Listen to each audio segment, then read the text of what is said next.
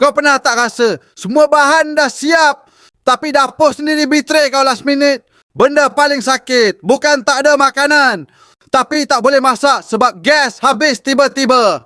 Buka peti ais, bahan semua ada, ayam pun dah ready.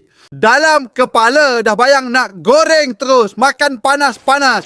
Tapi bila pergi dapur, cuba hidupkan api, langsung tak menyala. Masa tu baru sedar, gas habis tanpa sebarang warning. Terus rasa down. Nak keluar beli dah malam, nak drive pun malas.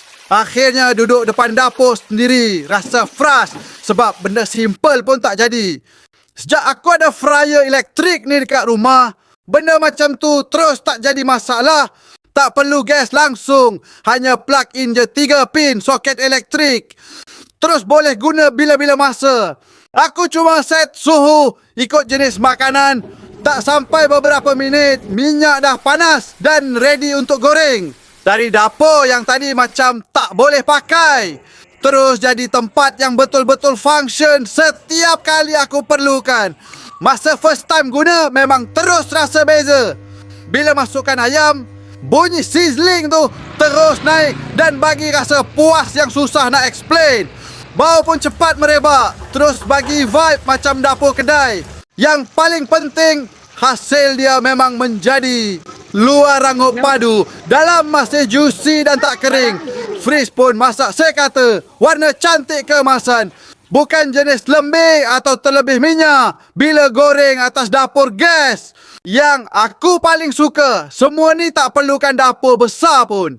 Ruang kecil pun dah cukup. Letak atas meja pun boleh jalan. Memang sesuai sangat untuk rumah sewa, apartmen, studio kecil atau sesiapa yang dapur dia limited tapi still nak masak proper.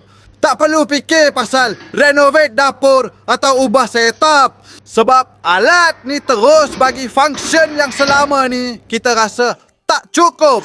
Selain tu, cara guna dia pun memang simple. Lepas masak, angkat basket terus boleh toskan minyak dengan mudah. Tak ada drama minyak terpecik merata macam guna kuali biasa. Semua lebih terkawal dan nampak kemas. Nak cuci pun senang sebab material stainless steel. Lap sikit dah bersih. Dari segi masa pun memang jimat sebab heating dia cepat. Tak perlu tunggu lama untuk minyak betul-betul panas. Momen paling best bila makan tu. Suapan pertama terus bagi kepuasan yang lain macam dari rasa kecewa sebab gas habis tadi terus bertukar jadi rasa puas yang memang berbaloi.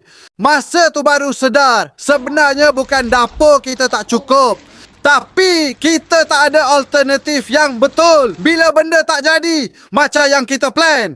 Kalau kau jenis yang pernah kena situasi gas habis, tiba-tiba masa tengah craving makanan goreng, memang kau akan faham betapa pentingnya ada backup benda ni.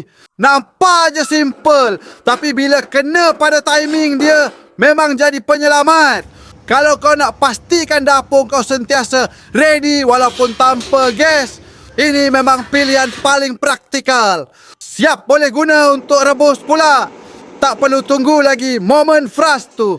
Segera check out sekarang dan standby awal-awal supaya bila next time craving datang, kau dah ready tanpa perlu kompromi lagi.